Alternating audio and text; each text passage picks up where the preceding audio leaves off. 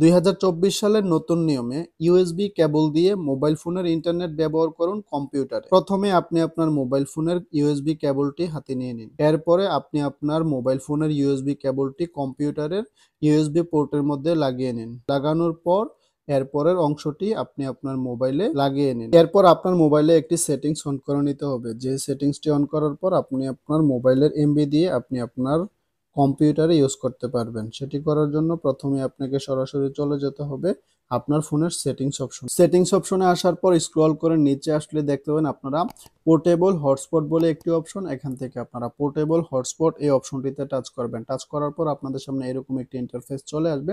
এখানে আসলে মাঝখানে দেখতে পাবেন ইউএসবি টিথারিং বলে একটি অপশন।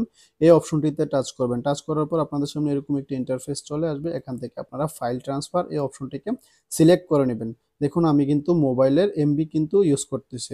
এরপরে আপনারা আবারও এখান থেকে ইউএসবি টিথারিং এর অপশনটিতে টাচ করবেন। টাচ করার পর আপনার কম্পিউটার স্ক্রিনে চলে আসবেন।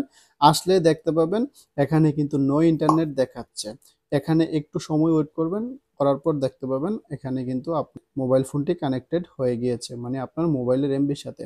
এখন আমি গুগল ক্রোম ব্রাউজারে চলে আসলাম। আসার পর এখানে দেখতে পাচ্ছি ইউটিউবে সার্চ করলাম। সার্চ করার সাথে সাথে দেখুন আমাদের কিন্তু ইন্টারনেট কানেকশন আমার মোবাইলের এমবি দিয়ে কিন্তু কম্পিউটারে কেবলের মাধ্যমে ইন্টারনেট কিন্তু চলতেছে। এতে করে আপনার কোনো প্রকার মডেমের প্রয়োজন হবে না, বা আপনার ওয়াইফাইয়েরও প্রয়োজন হবে না, রাউটারের প্রয়োজন হবে না।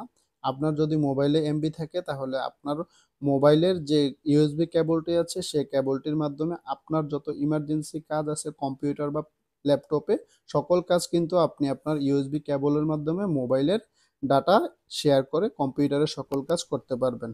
তো বন্ধুরা, আজকের ভিডিওটি এমন আরো ভিডিও পাওয়ার জন্য অবশ্যই আমার চ্যানেলটিকে সাবস্ক্রাইব করবেন এবং বন্ধুদের কাছে শেয়ার করে দিবেন। ধন্যবাদ। আসসালামু আলাইকুম।